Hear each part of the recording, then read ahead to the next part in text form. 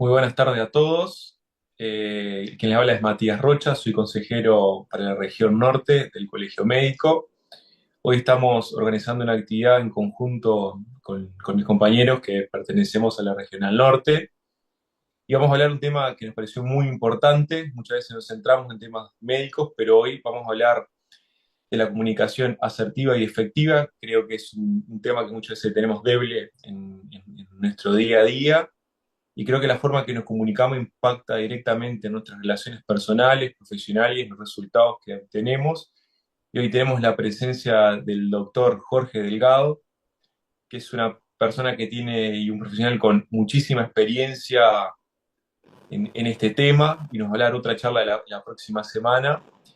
Así que los dejo con el doctor y les pido que vayan dejando sus datos para su nombre y apellido, que lo vamos recordando, para hacer la constancia. Así que un placer, Jorge, de tenerte acá, de compartir con nosotros.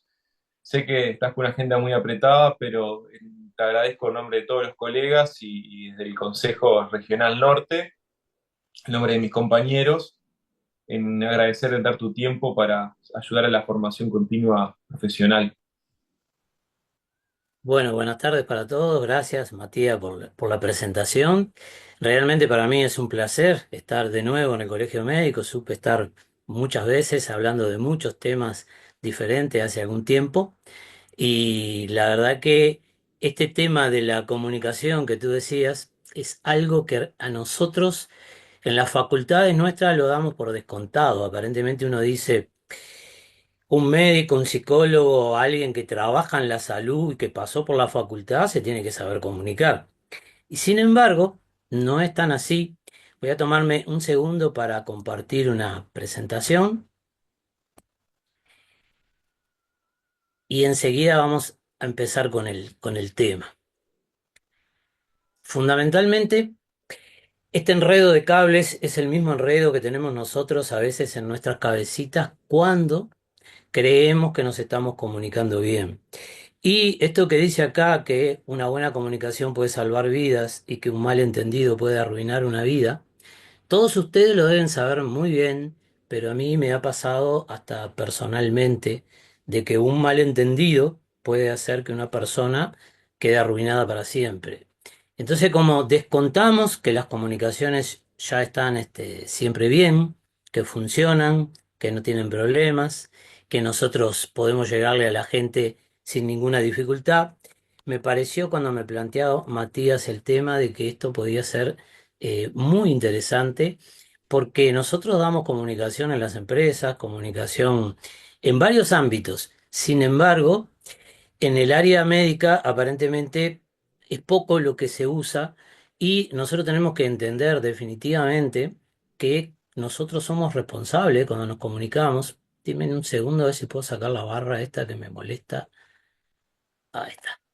Y nosotros somos responsables de lo que decimos y de lo que el paciente después hace.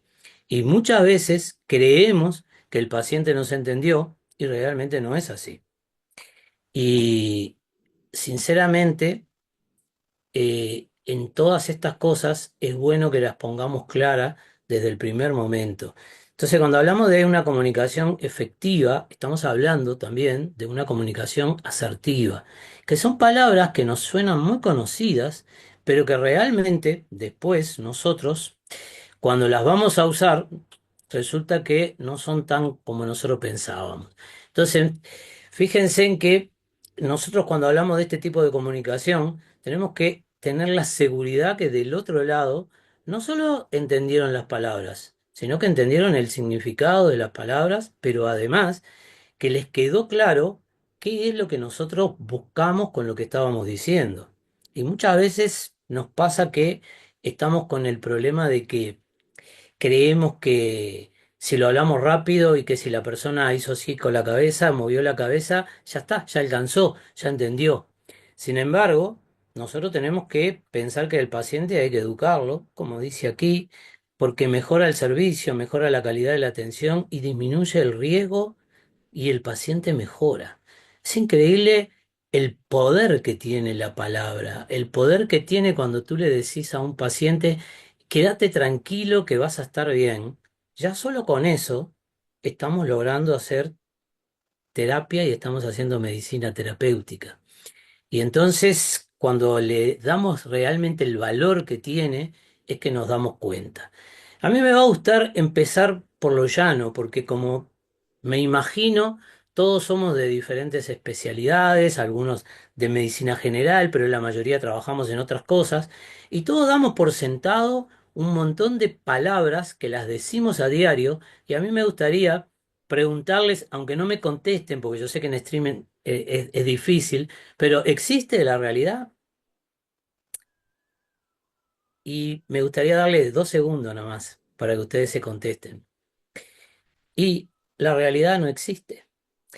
Tenemos que entender que la realidad se construye segundo a segundo. Quiere decir que mi realidad, cuando yo estoy hablando con un paciente, no es la misma que la realidad que tiene el paciente. Yo estoy viendo al paciente, el paciente me está viendo a mí.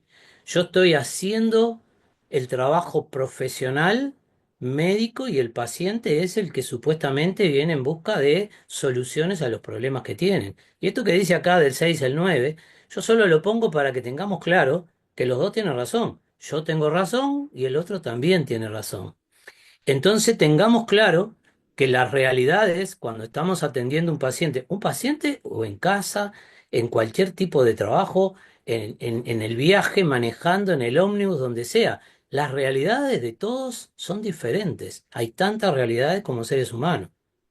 Entonces, a mí me gustaría hablar un segundo de las emociones y darles un poquito de tiempo para pensar qué es una emoción, que parece tan fácil, parece algo tan normal y yo diría, no sé, Matías, voy a hacerte la pregunta así, si yo puedo preguntar y alguien puede contestar o simplemente este, sigo para adelante.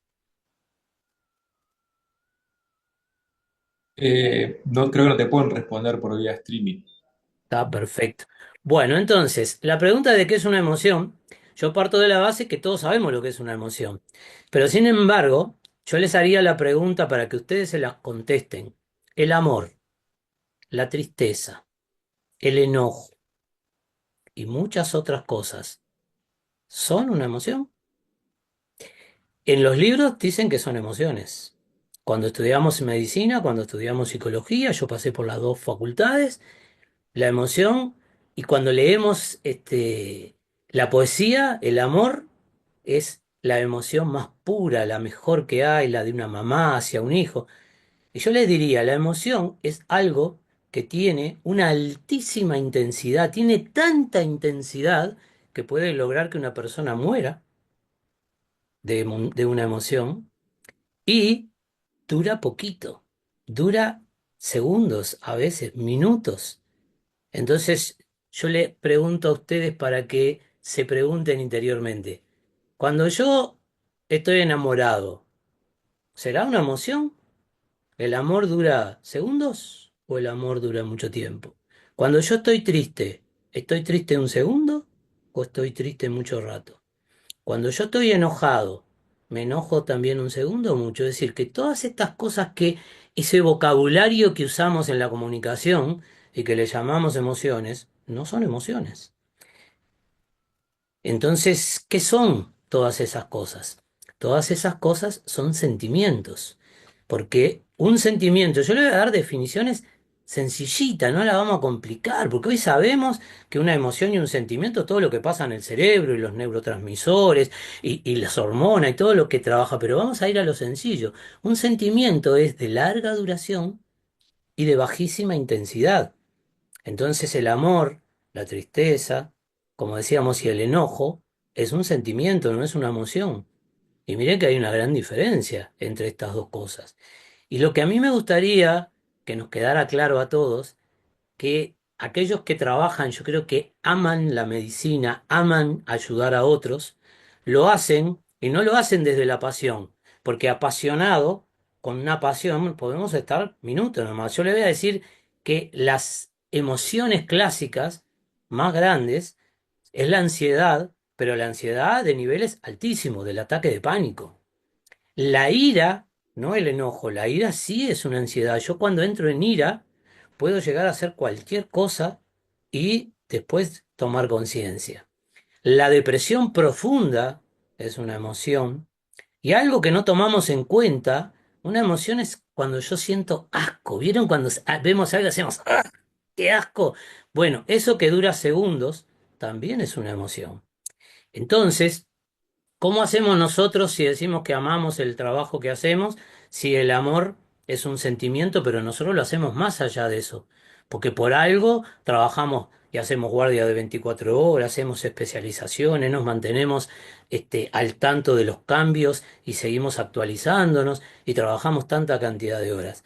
Porque lo hacemos desde algo que está en el medio entre las emociones y los sentimientos, que lo podemos hacer durar mucho más tiempo y que nuestro organismo, nuestras hormonas lo van a bancar, que es la pasión. Por lo cual, lo que les quiero dejar como mensaje de esto es que si los que trabajan en medicina, en lo que estamos trabajando todos, no sentimos pasión por lo que hacemos, cambiemos de trabajo, porque estamos equivocados. O sea, no se puede ser feliz si lo que yo hago no me apasiona. Entonces, a mí me gusta dejarles como mensaje que el domingo de noche, los que empiezan a trabajar el lunes, tienen que ya empezar a ponerse felices por decir, llega el lunes y voy a hacer lo que a mí me gusta, voy a hacer lo que a mí me apasiona. Y todavía encima de que hago lo que me apasiona, me pagan. Me pagan para hacer lo que a mí me gusta. Y ahí pasa a ser una gran diferencia. Entonces vamos a ir viendo entonces que las comunicaciones son bastante distintas a lo que nosotros pensamos. La pregunta que quiero que se hagan, porque resulta que, ¿qué porcentaje usamos del cerebro? Yo sé que yo tengo mucho más años que muchos de ustedes, pero cuando yo fui a la Facultad de Medicina hablábamos del 10%. Decían los libros de texto que se usaba del cerebro. Hoy sabemos que el cerebro se usa todo el cerebro, ¿no es verdad? Lo que no usamos es todo el cerebro a la vez. Si no podemos usar todo el cerebro a la vez porque sería imposible simplemente porque el órgano no resistiría. Pero entonces, lo importante de esto es pensar cómo tomamos las decisiones, porque por eso el empezar a hablar de las emociones, de los sentimientos y de la pasión. Resulta que hoy la ciencia nos dice que el 95% de todas nuestras decisiones las tomamos emocionalmente y no con esto que tenemos que nos diferencia de los demás mamíferos. No las tomamos racionalmente. Apenas un 5% de lo que nosotros hacemos tomamos la decisión racional. Entonces, fíjense en ustedes la dualidad de criterio. Nosotros estamos todo el día trabajando y tomando decisiones ¿en bases a qué? A cómo yo me siento. Si yo estoy deprimido, ¿qué decisión voy a tomar? Una decisión depresiva. Si yo estoy estresado, demasiado ansioso, ¿qué tipo de decisión? ¿Cómo me voy a comunicar con el paciente o con mis compañeros de trabajo? Me voy a comunicar desde esa forma.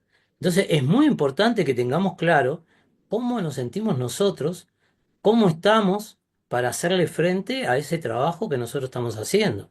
Entonces, la pregunta que yo quiero que se hagan es si ustedes saben quién son, si ustedes se conocen, si ustedes realmente se han presentado a sí mismos, si se miraron frente al espejo y dijeron, este soy yo, y cuáles son mis rasgos de personalidad, cuáles son los rasgos de personalidad de ustedes, cómo se comunican ustedes con la gente.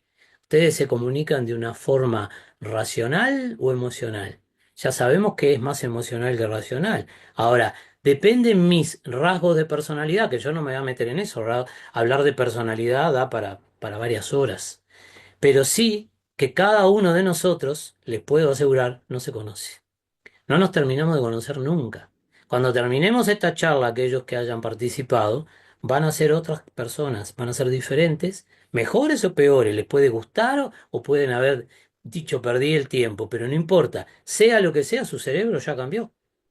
Hoy hablamos de epigenética, sabemos que los estímulos empiezan a cambiar la forma en que se expresan nuestros genes y vamos haciendo nuevas conexiones y vamos a hacer conexiones, buenas o malas, pero vamos a hacer. Entonces yo los invito a que ustedes tranquilamente después cierren los ojos tranquilos y se analicen y digan, ¿cómo soy yo? ¿Soy agresivo? ¿Soy pasivo? soy pasivo-agresivo, que de eso lo vamos a ver ahora más adelante. ¿Cómo me comunico realmente? ¿Cómo estoy yo conmigo mismo? Ustedes saben que se habla mucho de estar bien física y mentalmente y espiritualmente. Y si sacamos la religión, estar bien espiritualmente, ¿saben lo que es? Es estar bien conmigo mismo. Y yo tengo que estar bien conmigo mismo para poder comunicarme y poder transmitirle a los demás las cosas que yo quiero transmitir. Y muchas veces, la mayoría del tiempo, no estamos bien con nosotros mismos porque no estamos conformes por cómo se dan las circunstancias, por el trabajo como viene armado, por cómo está planificado, porque estoy en una guardia y hace 2 días que no duermo. Y yo no voy a hablar de estrés hoy, pero a mí nadie me puede vender la idea de que después de trabajar 8 horas, vamos a pensar normales, nosotros estamos en condiciones de seguir atendiendo en buenas en buena forma y ejerciendo bien la profesión. Porque es una mentira. Porque entonces, ¿para qué estudiamos si sabemos que es imprescindible dormir? Entonces, no sé, es un doble juego, es una comunicación que no la entendemos, no estamos entendiendo esto, no lo estamos llevando bien adelante y por eso estamos enfermos. Porque la idea para mí de estas charlas es cuidar al que cuida, ¿no? Aprender a cuidarnos a nosotros mismos. Y nosotros no podemos estar bien emocionalmente para poder comunicarle a nuestros pacientes lo que realmente queremos si no estamos, si no dormimos, si no comemos, si estamos cansados y si estamos estresados. Entonces, de alguna manera, esto es lo que hablamos recién de las decisiones, de cómo tomamos las decisiones.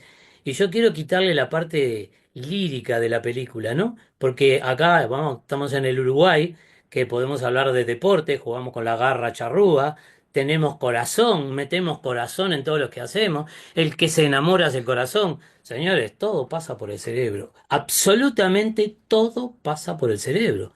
Y tenemos que entender entonces que si no tenemos bien nuestro cerebro, no tenemos bien nada. Y entonces vamos a tener que cambiar algunas cosas. La idea de esta charla yo quisiera simplemente que los hiciera dudar y pensar en el trabajo que están haciendo, si es lo correcto, si están haciendo las cosas bien o si se están matando a ustedes mismos. Entonces, hoy la ciencia nos dice que cuando nosotros nacemos, nacemos con un 23% de aptitudes con P que vienen destinadas o vienen dadas genéticamente. Es decir, que yo tengo un 23% que va a ser difícil que lo pueda cambiar, va a ser lo que me va a guiar en mi vida, que va a ser lo que me dejó papá, mamá, el abuelo, el bisabuelo, lo que heredé de los genes. Pero el 77% de lo que cada uno de ustedes es hoy, de lo que yo soy y de lo que vamos a seguir siendo, es la actitud. Estamos hablando de que el 77% es aprendido. Viene dado por el entorno en donde yo me muevo, donde yo trabajo. Quiere decir que mi actitud va a ser lo que haga que sea buen profesional o mal profesional, que rinda mucho o que rinda poco. Y en esto sí que puedo trabajar, y en esto lo tenemos que trabajar en conjunto y además cada uno de nosotros, porque acá no es solo la profesión, acá va la vida de nosotros, de nuestros familiares, de los que están al lado nuestro. Entonces, fíjense en ustedes que es importantísimo entonces hablar de comunicación efectiva en la salud. Y de alguna manera tenemos que saber que la comunicación que nosotros creemos que es tan buena es pobre y realmente pobre. Estos son algunos estudios que si bien no son muy nuevos, les puedo asegurar que en vez de mejorar, empeoramos, lamentablemente.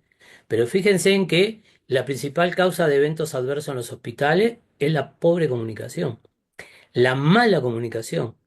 Y esto, la única manera de cambiarlo es capacitándonos, haciendo esto que están haciendo ustedes, que es genial. El otro estudio dice que el 77% de los médicos creen que los pacientes conocen su diagnóstico. Los pacientes pobres no conocen nada. Algunos pueden estar capacitados, pero la gran mayoría está en manos de nosotros, de lo que le digamos y de lo que hagamos. Y fundamentalmente me quiero detener en esto y además por razones de mi especialización, que va por el lado de la parte mental. Le dan medicación nueva a un paciente y en este estudio al 90% no se le explicó los efectos secundarios.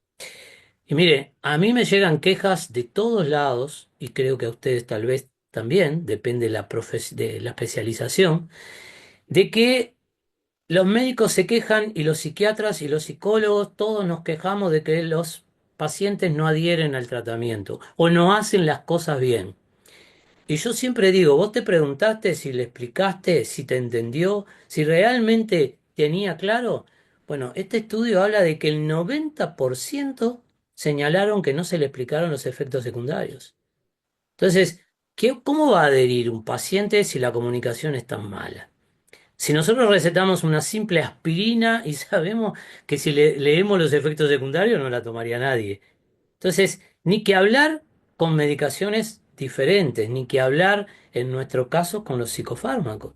Si yo le doy una medicación a una persona y no le explico, y al otro día no se puede levantar porque está totalmente dopada, ¿va a adherir al tratamiento o no, no va a adherir? ¿La culpa es del paciente? No, la culpa es mía, que no lo expliqué y no le dije lo que podía sucederle. Entonces, metiéndonos un poco más en el tema, realmente nosotros nos damos cuenta que la comunicación es básica para todo. Saber las características de la población, la edad, los gustos, el nivel educativo. Algunos pacientes no reconocen que no entendieron. Tú le preguntas, ¿entendiste? Te dice que sí con la cabeza y lo tomás como que ya está. ¿Por qué? Porque ¿cuál es el drama más grave que tenemos todos? Los tiempos. Nos ponen un paciente cada 20 minutos, algo que sea medicina privada, muy privada, y a veces cada 10 minutos tenemos un paciente. Y nos vamos atrasando. Los pacientes de afuera se ponen mal y yo me empiezo a estresar y a ponerme mal. Soy persona. Nosotros somos personas que sufrimos también. Y entonces no podemos explicarle, no tenemos tiempo. Asumimos que el paciente entiende. Y a veces hablamos con tecnicismos, con palabras que para nosotros son las de todos los días, pero el paciente no tiene ni idea de lo que le estamos hablando, de qué estamos informándole, qué le queremos decir. Y fundamentalmente ahora, en esta época, se lo puedo dar, lo voy a decir como, no como experiencia, lo voy a decir como experiencia pero propia. Yo he ido a hacerme un chequeo o voy a ver a mi médico y está en la computadora anotando porque hay que llevar la historia electrónica y a veces estoy 20 minutos y no me mira la cara. Y a mí me llegan las quejas de los pacientes y me dicen, fui al médico y no me miró, no me escuchó. No le preguntamos, porque no tenemos tiempo, y yo sé que la culpa no es de todos ustedes, que es del sistema. Bueno, trabajemos para cambiar el sistema, algo tenemos que hacer. Pero en realidad, la comunicación comienza por mirarnos a los ojos. Si yo no veo a la persona me está hablando y yo estoy escribiendo en la computadora, esa persona sabe la sensación que tiene, que yo no lo estoy escuchando, que no le estoy dando importancia. Lo que yo estoy transmitiendo con mi comunicación no verbal es que no me interesa, por más que esté interesado realmente. No le preguntamos eso que dice arriba, la edad la preguntamos, pero le preguntamos qué hace.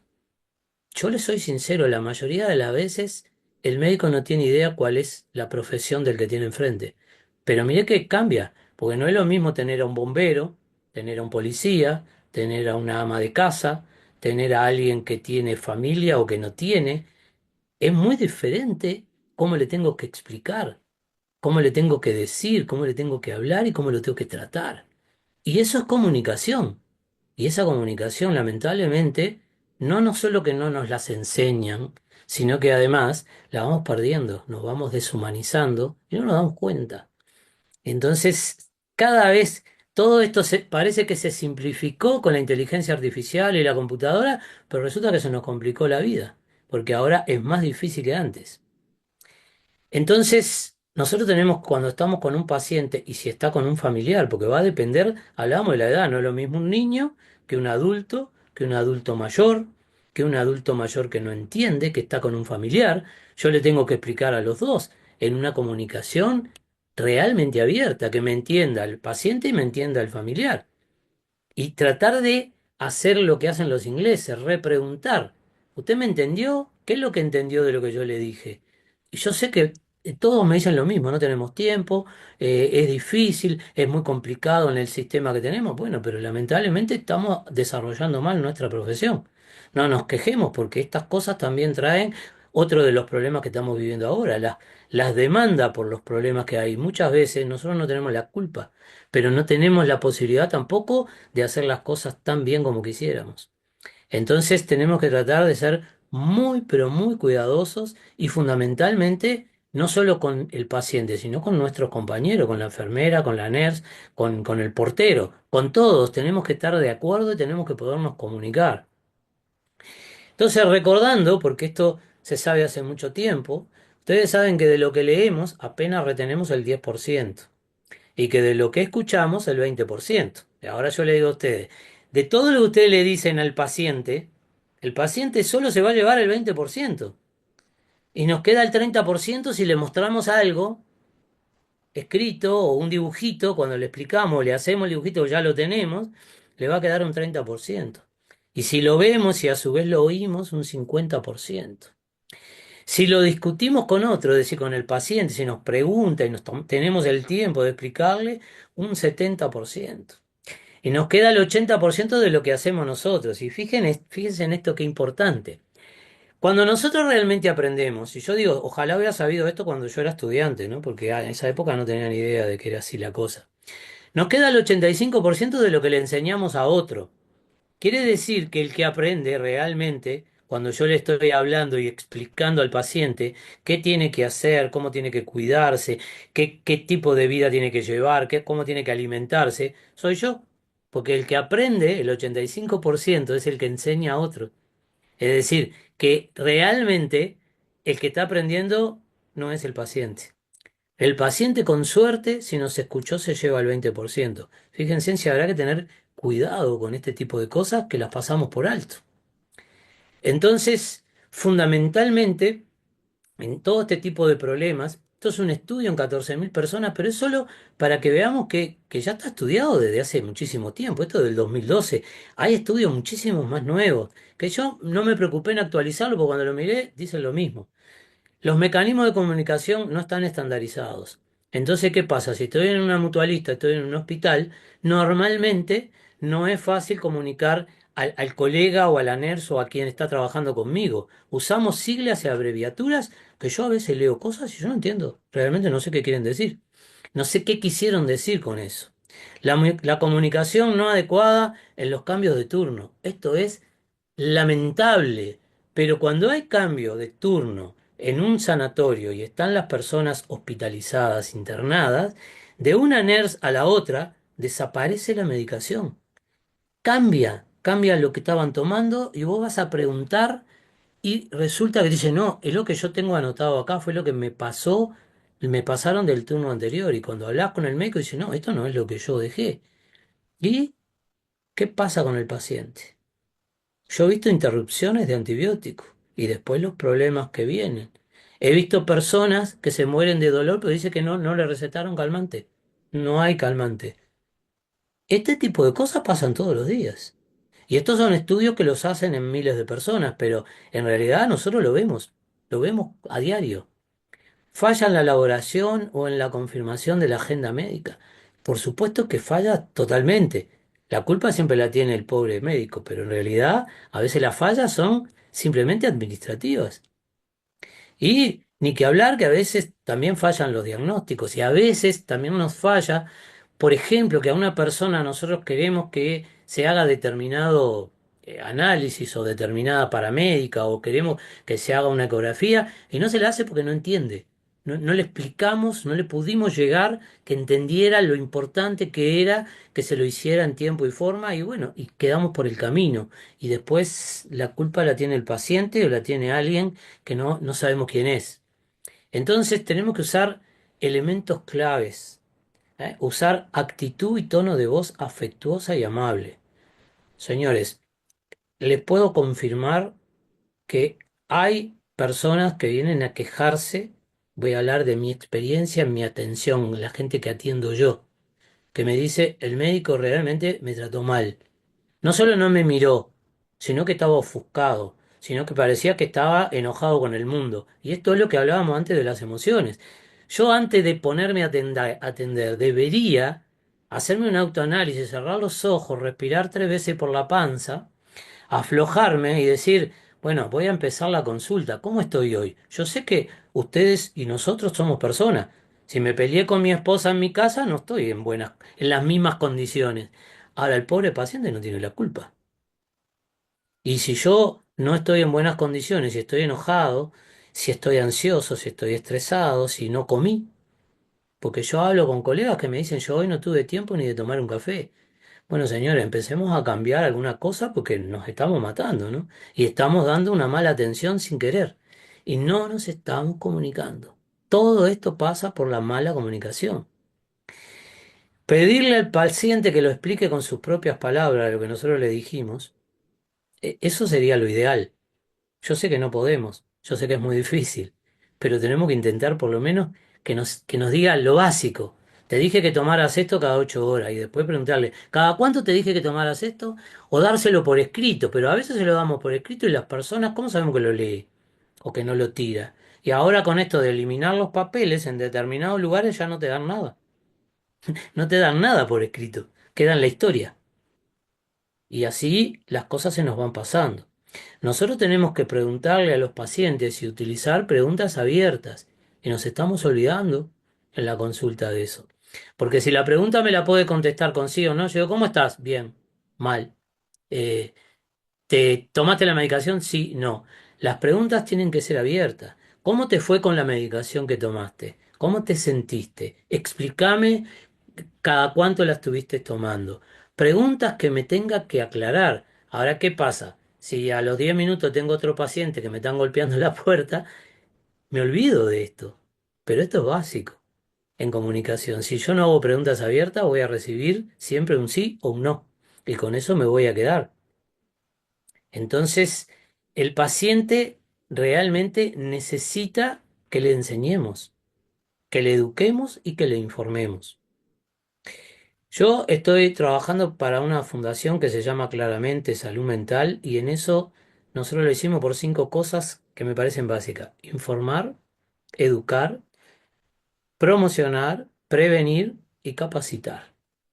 Pero no solo a los profesionales, hay que capacitar al paciente o al familiar del paciente, porque si no, ¿qué hacemos? Bueno, esto que es un poco en forma de chiste es lo que cada uno hace y piensa depende de su estado emocional, ¿no? Yo no se los voy a leer. El vodka más hielo, jode el riñón. El ron más hielo, jode el hígado. El whisky más hielo es malo para el corazón. La cerveza más hielo, no quiero usar que caga el cerebro, pero la palabra está ahí escrita. Y para Homero, ¿cuánto daño causa el hielo, no? Porque el hielo está en todas las partes. Esto es la forma en que cada uno ve las cosas. Y tengan claro que ustedes están sentados en el consultorio y el paciente ve las cosas totalmente diferentes a como la ven ustedes. Y es difícil de explicar este tipo de cosas. Entonces, cuando hablamos de comunicación efectiva y también asertiva, estamos hablando de que fallan por muchas cosas. Miren estos estudios también en miles de personas. El 72,7% de la persona no revela la información y manifestó que no lo dice por vergüenza. Esto hay que tomarlo en cuenta. La gente a veces hay temas que le da vergüenza. El 66% no quiere ser sermoneado por el médico o por el profesional, porque muchas veces lo que hacemos es decirle, no, yo te dije que lo tomaras, si no lo vas a tomar. Yo he escuchado y he tenido pacientes que me dicen, el médico me dijo que no venga más porque no cumplí las cosas. Y es grave eso, y pasa, y sermonean, y bueno, y el 62% manifiesta que no quería involucrarse en un seguimiento. La gente no quiere tomar antidepresivos, como dice acá, psicofármacos no quiere tomar. Ir a terapia, no, porque yo no estoy loco. Yo trabajé muchos años en el deporte y los deportistas no querían entrar porque mi clínica decía clínica psicológica y psiquiátrica. Es decir, si entro ahí y me llega a ver un periodista o alguien, no juego más. Y esto es verdad.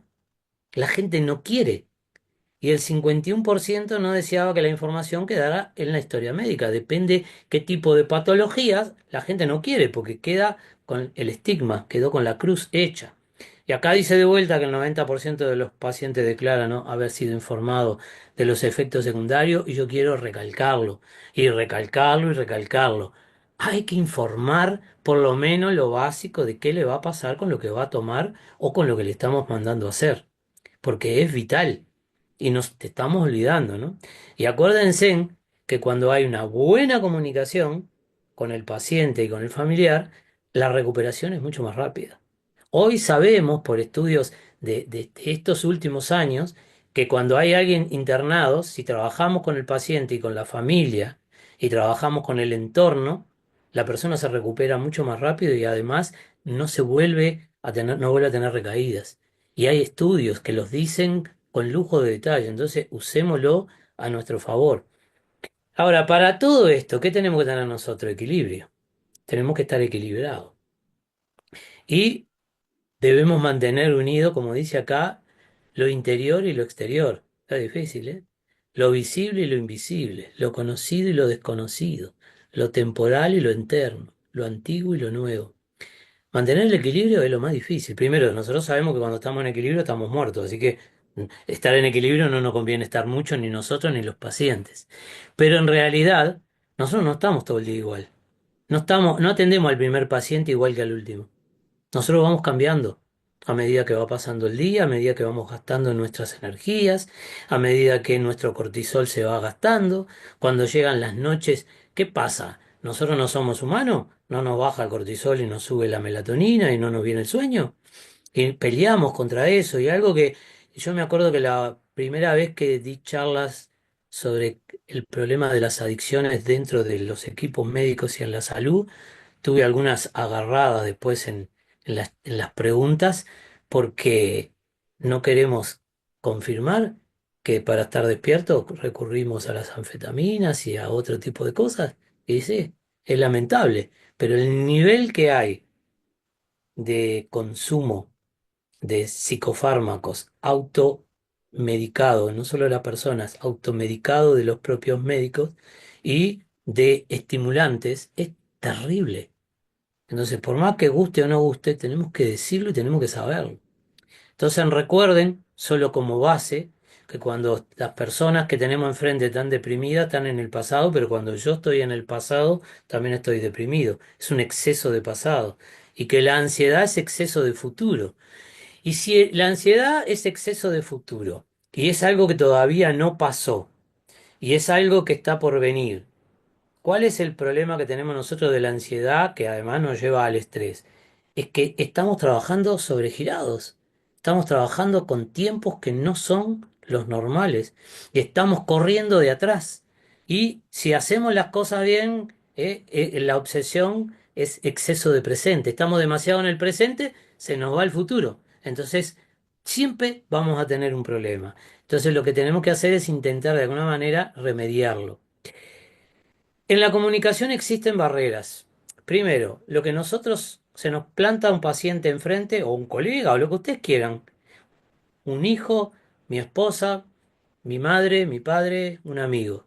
Oímos lo que esperamos oír, no oímos lo que nos están diciendo, es lo que nosotros esperamos oír. Quiero que el paciente se siente y me diga, me siento mal o me siento bien. Si me dice otra cosa, ya no lo estoy oyendo, ya no es exactamente lo que yo esperaba. Tenemos posiciones diferentes. El paciente nos dice, la medicación no me sirvió y nosotros decimos, ¿cómo que no le va a servir? Yo sé que realmente esto hace el efecto que considero que hace por mi experiencia, por los años, porque tengo la capacitación suficiente, pero no es así. Esto crea barreras insalvables en la comunicación. Evaluamos la fuente. Decimos, no, tal, que me lo está diciendo es un paciente que dijimos antes que no le preguntábamos cuál era su profesión y qué hacían, pero si sabemos lo que hace, decían, ah, este es un maestro que sabe de lo que me está contando. Entonces evaluamos que la fuente no es buena. ¿O quién te lo dijo? ¿De dónde lo sacaste? Y esas cosas nos van trabando.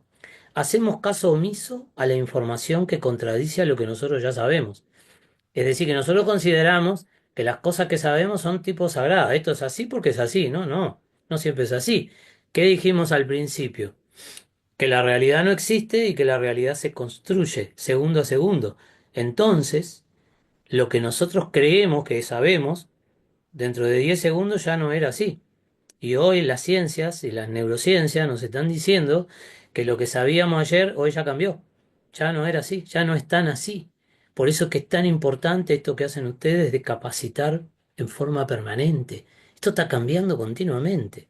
Entonces es importante que podamos tener la tranquilidad de que si nos dicen algo distinto, de por lo menos pensar que puede ser otra realidad. Las palabras significan cosas diferentes para personas distintas. Yo puedo decir buenos días en un día de lluvia y el otro puede creer por la forma en que le digo que le estoy tomando el pelo y en realidad son las mismas palabras. Es buenos días y el buenos días de uno no es el buenos días de otros. Porque para decir buenos días lo decimos por cortesía, pero tal vez mi día no fue un buen día. No es un buenos días. Hoy me levanté cruzado, me levanté mal, tengo problemas. Entonces las palabras hay que tener claro que significan cosas distintas y que simplemente son palabras. Tienen significado simbólico. No es realmente lo que la palabra dice la persona. Es el simbolismo que nosotros le damos a esa expresión. Inclusive hoy que tenemos bastantes inmigrantes tenemos que tener cuidado porque a veces lo que significa algo en español uruguayo no es lo mismo que en español argentino, cubano, venezolano o de donde sea. Tenemos que tratar de entender. Y nuestro estado emocional condiciona lo que oímos. Por eso yo me bromé tanto al principio con las emociones. Si yo estoy deprimido, por más que el paciente venga y me diga, estoy contentísimo, me fue bárbaro, gracias por el tratamiento, a mí no me entran ni las balas. Yo estoy deprimido. Yo no tengo serotonina y no tengo dopamina en mi cerebro, ni tengo noradrenalina para levantarme. Estoy mal y no me arregla nadie. Entonces tengo que entender que nosotros tenemos que entender somos personas y que tenemos que autoevaluarnos y tal vez varias veces en el día. Y si yo no estoy bien, hay algo que rara vez hacemos y que deberíamos hacer muchísimo más seguido, es hacernos, como yo dije, un pequeño análisis y decir, si yo estoy mal, en este momento me estoy poniendo mal, estoy ansioso o estoy mal, paro 2 minutos, me voy al baño, siento, cierro los ojos, respiro 4 o 5 veces por la panza, me aflojo, me distiendo, trato de parar mi cerebro de alguna manera. Yo sé que esto no es fácil, sé que es muy difícil de lograr, pero por lo menos retomo más o menos mi calma y evalúo si puedo seguir.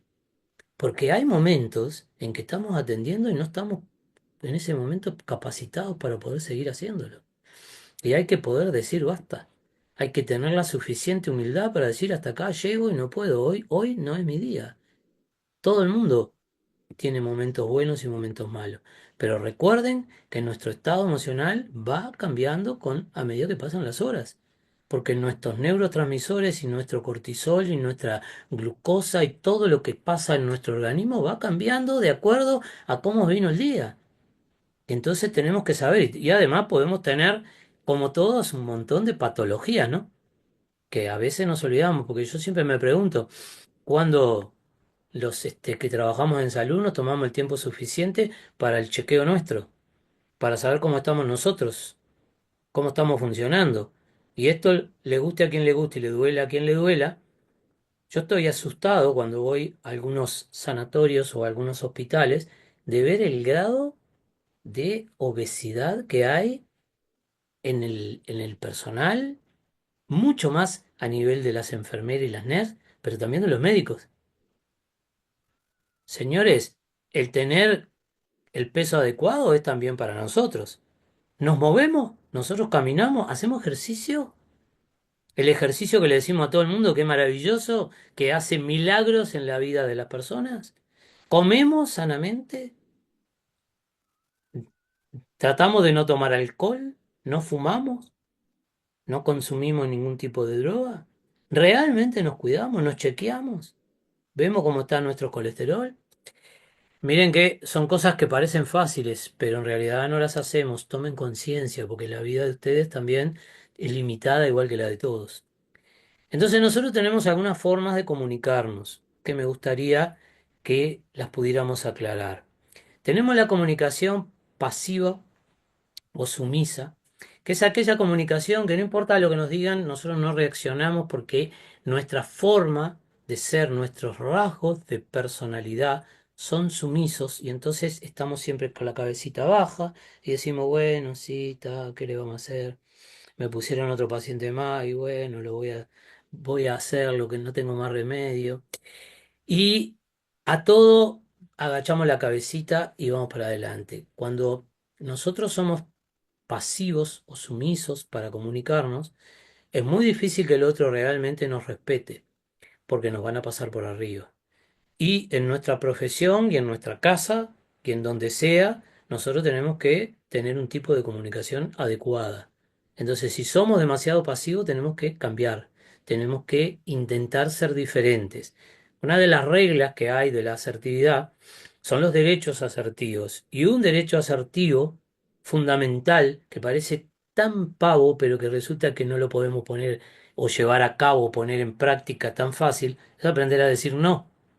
Las personas que se comunican pasivamente no saben decir que no. Y decir que no, que parece tan fácil, es muy difícil. Porque nos dicen, quédate 5 minutos más porque hoy te necesito y yo me tengo que ir o estoy mal y necesito irme y termino diciendo, bueno, dale. No, tengo que aprender a decir no. Porque diciendo no, estoy siendo bueno conmigo y además estoy siendo bueno con el otro porque le estoy diciendo la verdad. Aprender a decir no es básico y fundamental. Y tenemos que aprender a decir no en el trabajo, en casa, cuando nos estamos divirtiendo y en cualquier lugar. Y aprender a decir no es difícil, realmente. Y la gente pasiva le es muchísimo más difícil.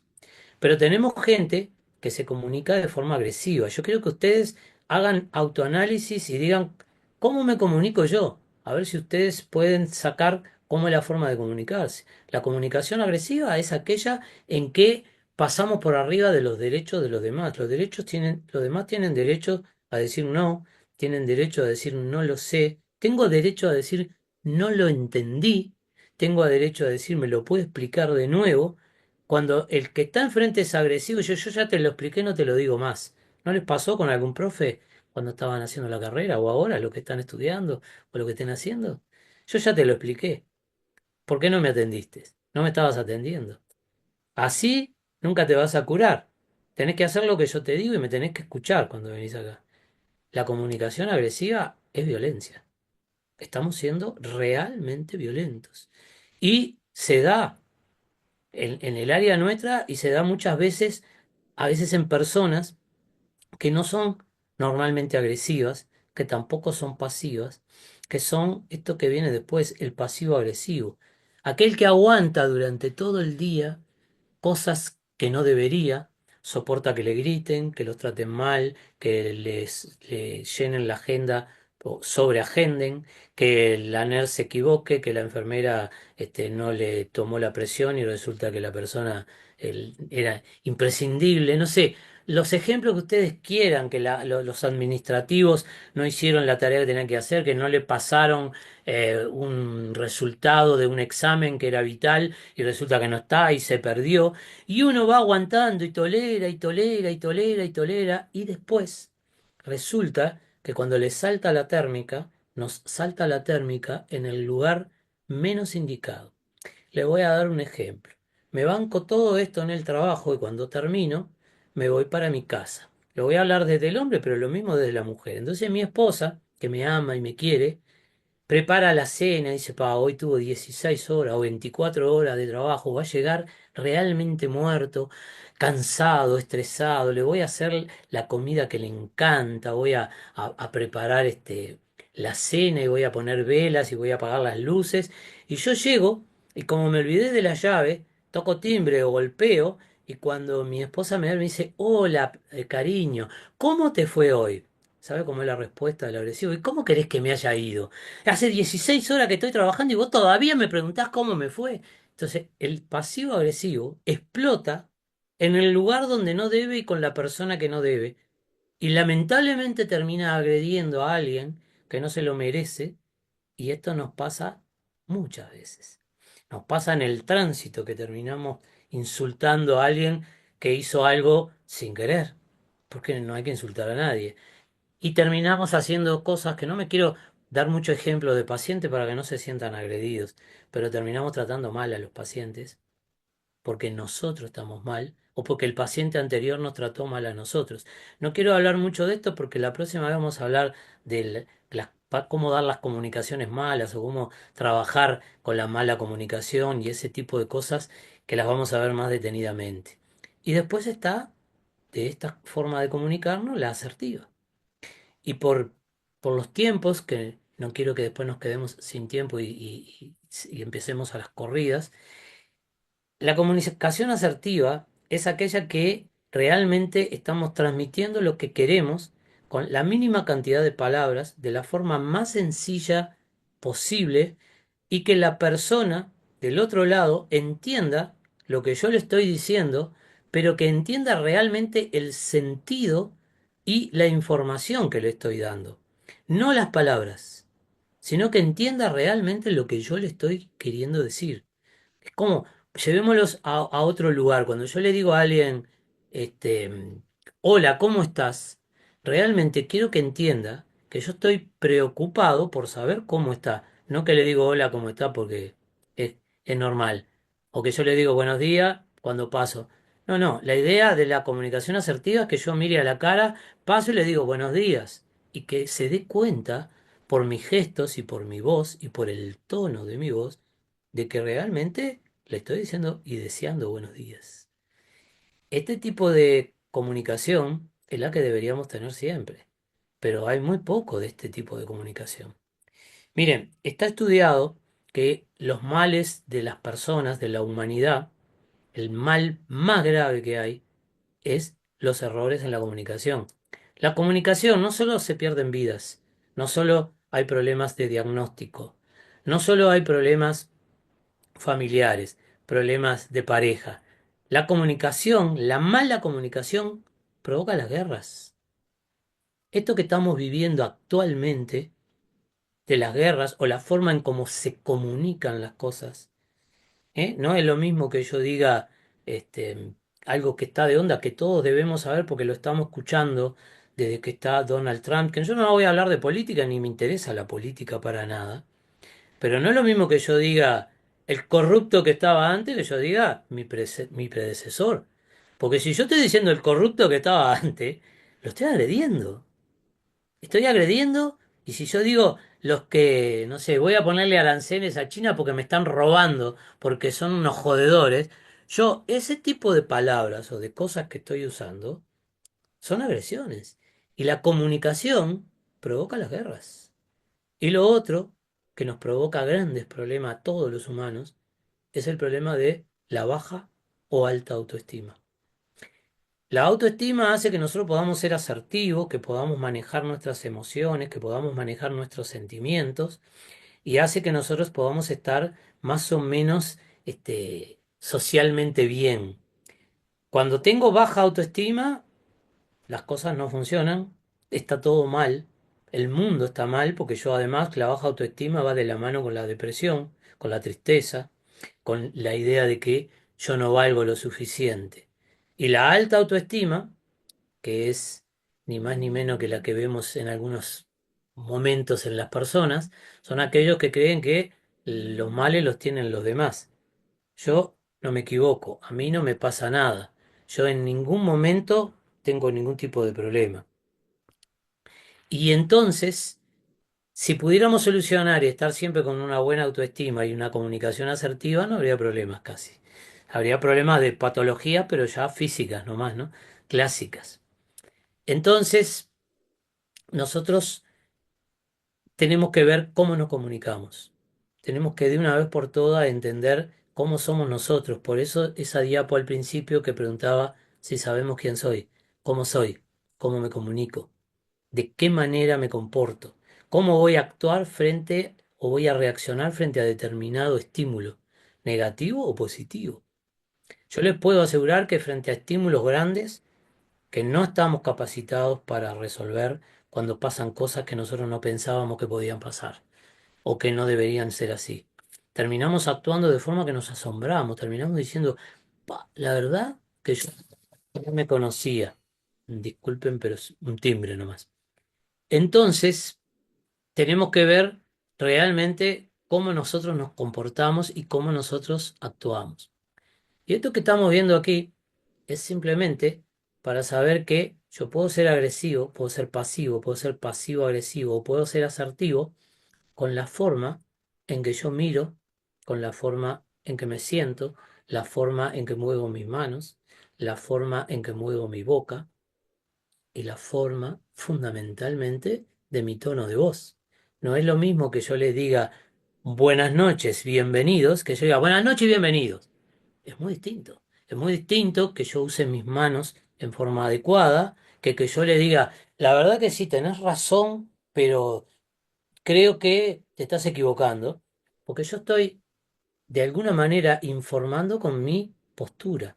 Ahora ustedes piensen cuál es la postura de ustedes en el consultorio cuando entra un paciente. No cuando ustedes están conscientes, sino cuando de alguna manera ustedes empiezan a cansarse y empieza a venir el estrés y la ansiedad o empiezan a venir pacientes problemáticos. Hay días que uno dice, increíble, lo juntaron a todo. Hoy todo el que viene es problemático y complicado. Y la cara de ustedes va cambiando. Si ustedes se vieran la cara, se darían cuenta que la comunicación que están haciendo no es buena. Y para eso tenemos que aprender. Por eso es bueno hablar de comunicación en estas cosas.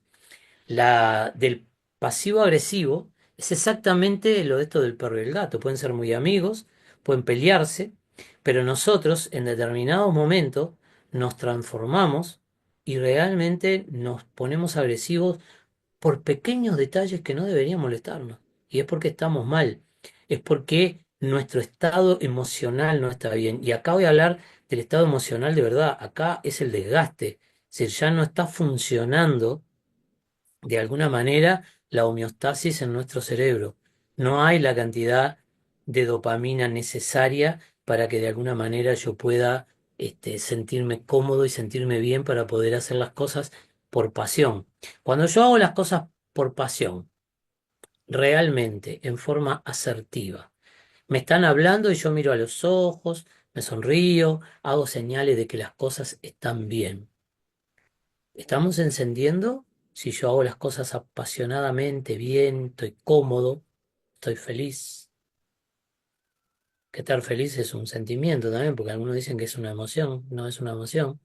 Estoy encendiendo mi centro del placer, mi sistema límbico está trabajando bien. Mi amígdala está tranquilita, mi hipocampo y el resto está trabajando bien. Y yo estoy de alguna manera teniendo la suficiente cantidad de dopamina, de noradrenalina, mi cerebro está funcionando la parte prefrontal bien, porque tengo la posibilidad de tener la tranquilidad suficiente para poder razonar las cosas y pensarlas. Y eso es ser asertivo. Ser asertivo es poder tomarme las cosas normal. Sabemos que lo normal no existe, pero lo más cerca que sea de lo normal, poder disfrutar de lo que hago. Y cuando dejo de disfrutar de lo que hago, tengo que parar, como yo les decía, hacerme un autoanálisis de un minuto, tomarme un minuto para mí y decir, ¿qué me está pasando? ¿Qué me está sucediendo? ¿Qué puedo hacer? Y hay muchas cosas que se pueden hacer que no las vamos a poner hoy acá, pero vuelvo a decir, solo con respirar. No nos damos cuenta, pero a medida que nos vamos poniendo mal, que nos vamos cansando, vamos cambiando nuestro ritmo de respiración y todos sabemos que si hiperventilamos, nos hiperoxigenamos, vamos a empezar a ver las cosas diferentes, ¿no? Nuestro cerebro va a empezar a enviar señales de estrés y vamos a empezar a estar mal. Y eso es comunicación. Entonces, la comunicación asertiva son 7 C, C de casa. Hay que ser cortés, sin agresividad y hablar sin doble sentido. Miren que una de las cosas más agresivas, una agresividad es decirle, te estoy hablando a vos. Esto con el dedo es peor que pegarle a una persona. Es agresivo, agresivo. Y la agresividad más grande que hay es cuando yo realmente estoy hablando con doble sentido, estoy tomándole el pelo a la persona, le estoy diciendo, sí, sí, está bien, no pasa nada, tenés razón. Eso es agresivo, es totalmente agresivo. Entonces, tratemos de ser cortés. Nosotros tenemos que tratar de cuando tenemos que dar una información, de no decorarla, de no darle tanta vuelta. Mira, a mí me pasa a veces con gente que yo le digo, ¿sabes una cosa? Hace tanto que estás hablando, cuando estás en una conferencia en vivo y levantan la mano y te van a hacer una pregunta y empiezan a hablar y hablar y hablar y hablar y hablar. Yo a veces los paro y digo, disculpame, ¿pero qué me quería preguntar? Porque hace una hora que estás hablando y no sé qué me querés decir. Bueno, con un paciente la información que tenemos que dar no hay que decorarla, porque estamos de acuerdo en que tiene derecho, es un derecho que tiene a saber la verdad, pero hay que decirla en forma concisa y de manera que lo entienda, que no tenga ningún tipo de dudas y lo vamos a hablar la próxima charla un poco más porque dar las malas informaciones no es fácil, no es fácil. Pero ustedes recuerden, cuando yo tengo que dar una mala información, nosotros somos humanos, ¿no? Si yo tengo que hablar, decirle a alguien que tiene, no sé, un tumor maligno y que le quedan 3 meses de vida, soy persona, ¿cómo me siento? Porque todos decimos nos acostumbramos a la muerte, nos acostumbramos a la enfermedad. Es mentira. Nos vamos haciendo un poco más inmunes porque no tenemos más remedio. Pero también somos personas. Cuando perdemos un paciente, no tenemos por qué sentirnos feliz, no tenemos por qué estar bien. Yo no digo deprimido, pero sí tenemos derecho a estar triste, a tener un momento para nosotros reflexionar. Entonces la información no hay que decorarla, pero hay que darla de forma tal de no herir. Tiene que ser completa, darle toda la información que sea necesaria y que creamos que precise. Tiene que ser la información correcta. No podemos correr el riesgo de decirle a alguien que está padeciendo algo que no sabemos todavía con certeza. Si hay dudas, hay que dejar las dudas. Tenemos que ser coherentes, no solo en el orden, en las cosas como las decimos, sino coherente con nuestra cara, con nuestra voz y con nuestro cuerpo, con las palabras que estamos diciendo. Porque si yo quiero ser amable y estoy pateando una silla mientras quiero ser amable, no funciona, no es así como funciona. Es increíble, pero es importante estar en el consultorio y para la persona que llega, que el médico esté recostado, que esté distendido, con los brazos flojos, con los hombros flojos. Cuando uno llega y se encuentra al médico así, eso ya nos está diciendo que no vamos a tener una buena consulta, una buena receptividad de un lado para el otro. La comunicación tiene que ser concreta, pero tiene que ser clara, ¿ah?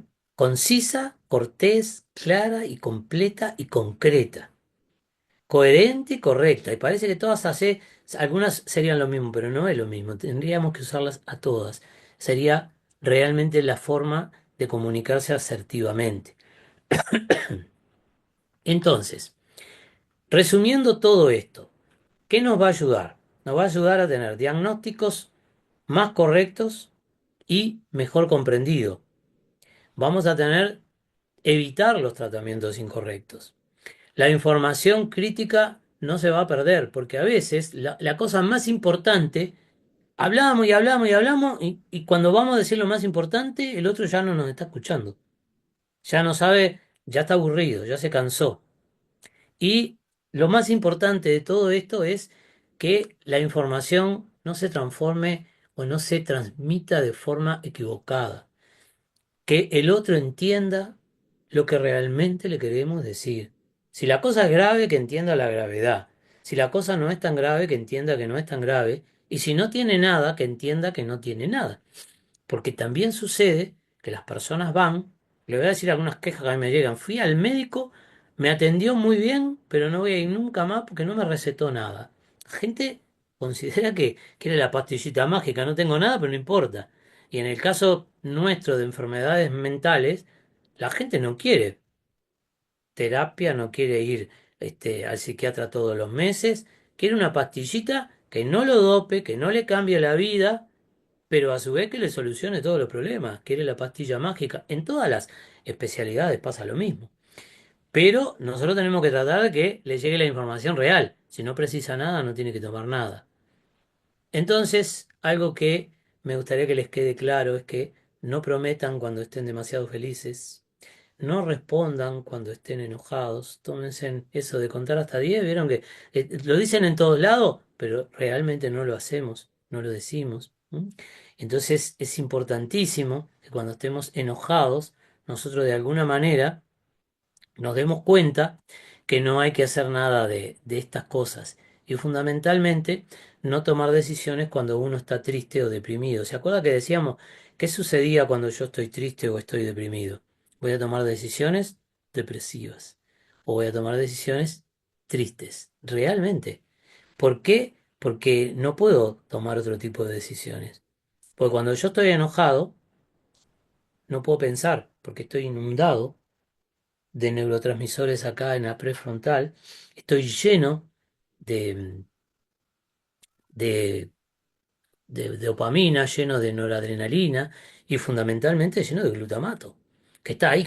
Entonces no puedo conectar, no puedo parar para pensar, pero no puedo parar porque fisiológicamente no puedo parar. Por eso es que es importante entender cómo estoy, conocernos a cada uno de nosotros para ver qué tipo de decisiones vamos a tomar y de qué manera.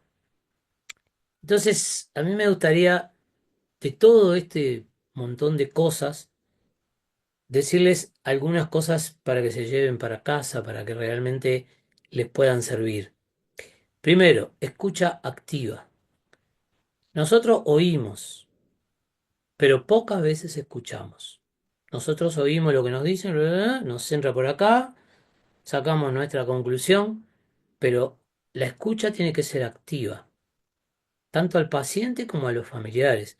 No solo demostrar interés genuino, mostrar empatía, la empatía real, esa de yo trato de sentir lo que el paciente está sintiendo, no ponerme en los zapatos de ellos, como dicen, o ponerme en el lugar de él, porque eso no cambia nada. Yo me siento en la silla que está él y lo siento a él en la mía, y el problema sigue siendo el mismo. Tratar de sentir, de entender las preocupaciones que tiene, qué es lo que realmente lo está haciendo sentir mal, y también a los familiares. Entonces, la empatía es tratar realmente que esa parte emocional del paciente yo la entienda, pero la pueda conjugar con la mía para que yo pueda tener una idea real de lo que está pasando. Porque si no tengo la idea que a mí me parece, estoy prejuzgando y eso no es bueno. Hablar en todo momento con claridad y con palabras simples. Recuerden que a nosotros nos parece fácil, pero porque estamos acostumbrados y usamos un montón de terminología que las personas no solo no tienen por qué saberla, no las entienden, no entienden lo que nosotros le queremos decir y de esa manera no los podemos ayudar. Respetar la privacidad del paciente en todo momento. Está lleno de pacientes que le da realmente vergüenza. ¿Vieron ese estudio que daba que el 77% de los pacientes no quiere contar lo que le pasa realmente porque le da vergüenza? Depende de qué patología hablemos, pero de cualquiera. Porque ¿saben lo que la gente no quiere? La gente no quiere ser etiquetada como un enfermo. Yo no soy enfermo. Yo no tengo ninguna enfermedad. A lo sumo tengo algún problema. Y el problema de eso que nos queda en la historia, el paciente rara vez ve la historia, casi nunca. No sabe lo que nosotros estamos anotando. Y a uno le queda la duda, ¿no? ¿Qué está anotando? Yo he tenido pacientes que leo la historia que me dicen que tiene, vamos a hablar de algo bien grave, esquizofrenia, y yo estoy con el paciente ahí enfrente. No sé qué pasó, si se equivocó al teclear o al escribir, si el que lo vio tenía problemas en ese momento, pero están medicando con cosas que uno no entiende. Y vuelvo a decir, es para todas las especialidades, ¿no? Yo hablo de las que más sé, porque de las que no sé, no es lógico que yo hable. Fomentar preguntas, invitar al paciente y a su familia a hacer preguntas y que exprese sus inquietudes, asegurándose que se sientan cómodos al hacerlo. Es decir, decirle, preguntad, ¿te tienes todo claro? ¿Hay algo que quieras saber? ¿Hay alguna cosa que te esté preocupando? No nos tomamos esos tiempos realmente para que ellos puedan de alguna manera expresarse. Y cuando va un familiar, a veces nos molesta que el familiar hable o que quiera hablar por el paciente. Cuando esas cosas ocurren y uno se da cuenta, tenemos que invitar cordialmente al familiar a que salga, porque a veces el paciente también va una hija con la madre y le queremos hacer algunas preguntas que la hija no nos las va a contestar delante de la madre de la forma que nosotros queremos, con veracidad, porque es la madre. Entonces tenemos que invitar a la mamá a decirle, ¿puede esperar un poquito afuera que quiero hablar un par de cosas privadas con ella o con él o con quien sea? Y realmente sacar a la otra persona, porque si no nos quedamos con una verdad media, no nos están contando todo. Y que pregunten, insistir en que pregunten y la otra es preguntar nosotros. Repreguntemos lo que le dijimos, asegurémonos de que entendieron realmente lo que nosotros quisimos explicarle. Y van a ver cuántas veces las personas entendieron cualquier cosa y ahí tienen que preguntarse. O la persona tiene un problema, tiene un déficit atencional, tiene un problema cognitivo, o la pregunta que casi nunca nos hacemos, o yo estoy explicando mal, o yo no me preparé lo suficiente para que este tipo de personas me entiendan. O hoy no es mi día y parece que todo lo que digo nadie me lo entiende. Tenemos que lograr algo que es muy difícil, que es la humildad. Tenemos que ser humildes, humildes para reconocer que somos falibles, que nos equivocamos, que cometemos errores y que cuando cometemos un error, ¿qué tenemos que hacer? Aceptarlo y decir, perdón, me equivoqué, realmente tenías razón. En ese momento yo pensé que esto era lo mejor para vos, pero no. Hay gente que realmente uno cree que le soluciona el problema con el tratamiento que le está dando y a esa persona no le funciona. Y nosotros sabemos que es así, que todos son distintos y no todos son iguales, pero somos porfiados para cambiar realmente, porque como el 90% le va bien así, a este también le tiene que ir bien. O si no, es un pesado, un complicado, no es, la persona no entiende. Fíjense en algo que tienen que llevarse también en la idea de este resumen. Nosotros nos quejamos de los niños, vieron que ahora están todos sobre diagnosticados con déficit atencional, con hiperactividad. Hoy todos los niños tienen problemas. Y a todos los niños les damos Ritalina y a todos le estamos dando la posibilidad de crear un futuro este, niño, un futuro adulto con sensibilidad agrandada para que pueda ser un adicto.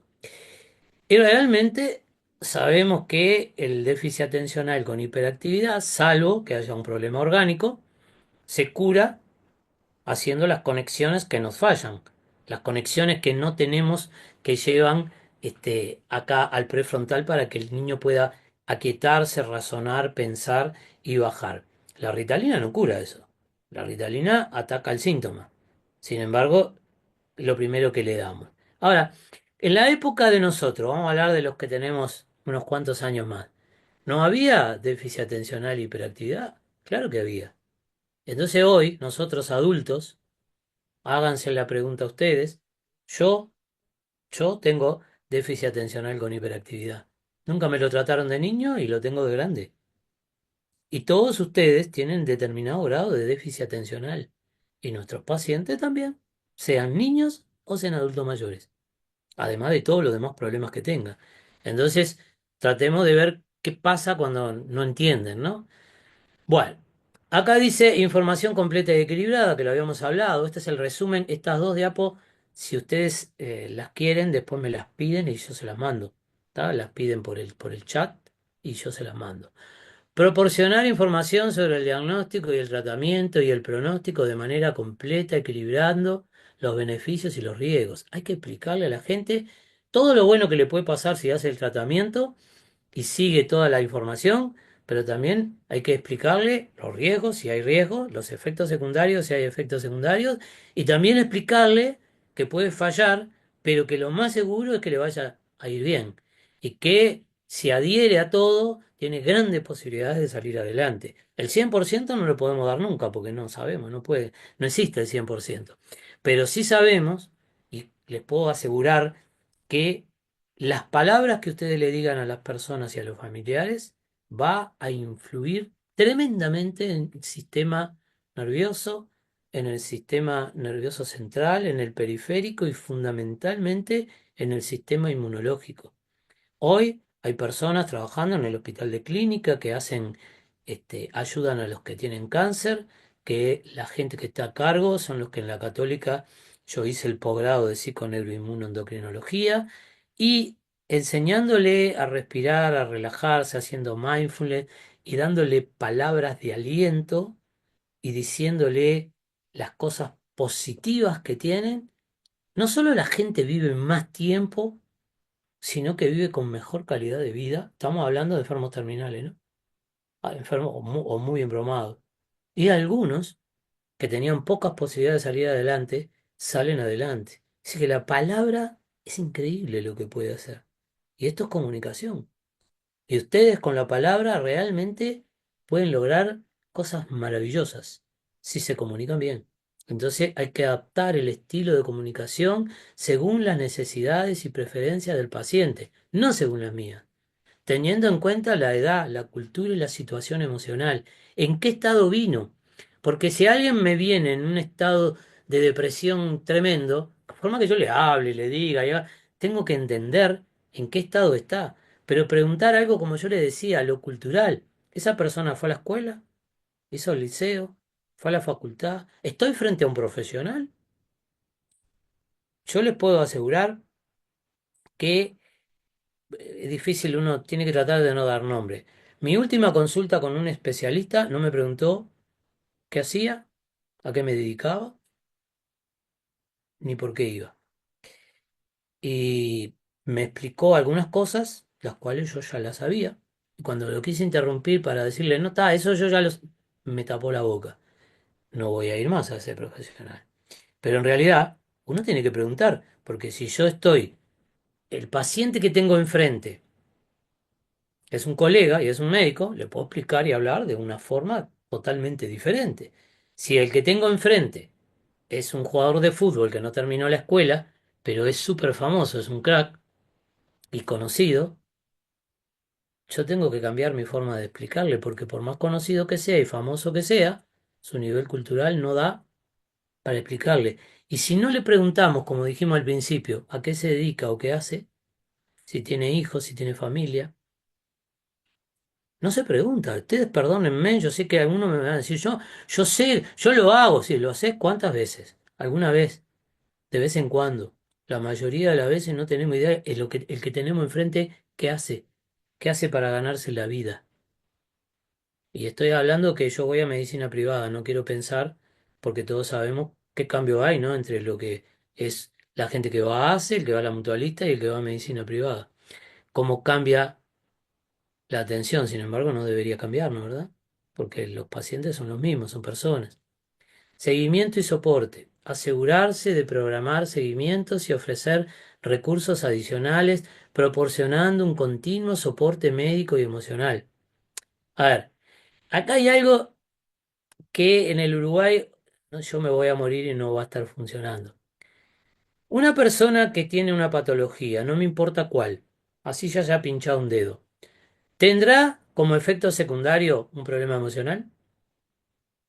Tuve un accidente de tránsito, me duele una contractura en la espalda, tengo gastritis, no sé, lo que ustedes quieran. Ni que hablar si me van a hacer una cirugía. Hoy todavía se hacen cirugías y el paciente no pasa por el psicólogo o por el psiquiatra. Deberíamos darle contención emocional cuando le vamos a hacer una cirugía de cualquier tipo, antes y después. Antes es el problema. ¿Y a la familia? ¿Le damos el soporte? No existe. No existe. Yo trabajo en prevención de suicidio y le puedo asegurar que solo el 17 de julio, que es el día que no sé por qué, porque en todos lados es en septiembre, acá es en julio, y ¿saben qué? Después me confirmaron que se da el 17 de julio la noticia de la cantidad de suicidios porque el 18 es feriado, entonces ya nos olvidamos, el 18 ya pasó. Ahora, está la persona que se quita la vida. ¿Y la familia? La posvención. ¿Realmente te la brindan y te la dan? Nos preocupamos de la mamá, del hermano, del primo, del papá. ¿Saben qué habría que hacer?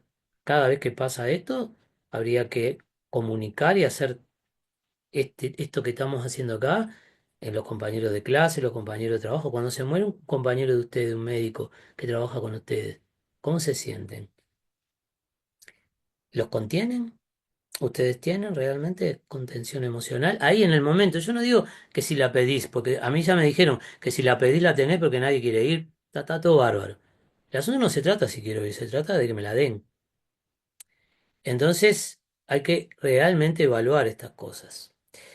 Y recordar que una buena comunicación es fundamental para mejorar el bienestar del paciente y de la familia, porque la calidad de vida se logra cuando la familia también está bien. Porque si yo tengo un paciente mal y lo mando a una familia enferma, el paciente va a seguir enfermo. Bueno, a grandes rasgos, esto era lo que quería comunicarles, fundamentalmente que tengamos claro y que hagamos un análisis de cada uno de nosotros de cuál es mi estilo de comunicación, cómo me comunico. Y cómo me comunico en el trabajo, cómo me comunico en mi casa, cómo me comunico cuando salgo a pasear socialmente.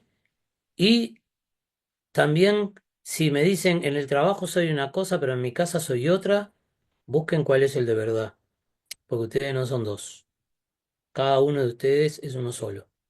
Busquen su rasgo de personalidad, vean qué pueden mejorar y fundamentalmente aprendan a ver quién son ustedes y la comunicación más importante, la más importante de todas, es la comunicación conmigo mismo.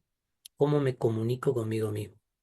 Yo sé que esto parece de perogrullo, pero cuando a mí algo me sale mal, ¿qué me digo? Pa, soy un tarado, soy un estúpido, siempre me equivoco con lo mismo. Si yo me digo eso, mi comunicación conmigo mismo me está perjudicando y mucho.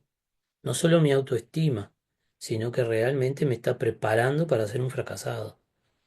¿Mm? Si yo, cuando hago algo bien, me premio, yo tengo que ser, todos los días que se despierten, tenemos que ser agradecidos de que tenemos un día más y nos despertamos. Y esto que le decimos a la gente, pero nosotros no hacemos, vivir día a día, y que cada día que vivimos tiene que ser el más importante de mi vida, es agradecer, agradecer lo que hacemos y fundamentalmente permitirnos sentirnos bien cuando hacemos las cosas bien. Es decir, hoy me salió todo bien. Realmente estaba preparado porque me pasaron cosas tremendas, pero las pude desarrollar y las pude resolver. Mímense, quiéranse, ámense.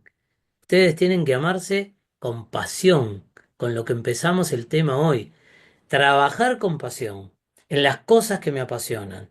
Vivir la vida con pasión y amarme apasionadamente. Con esto me despido. Muchísimas gracias por todo. Y realmente, si les gustó, los espero de la semana que viene para seguir hablando del tema. Hasta pronto.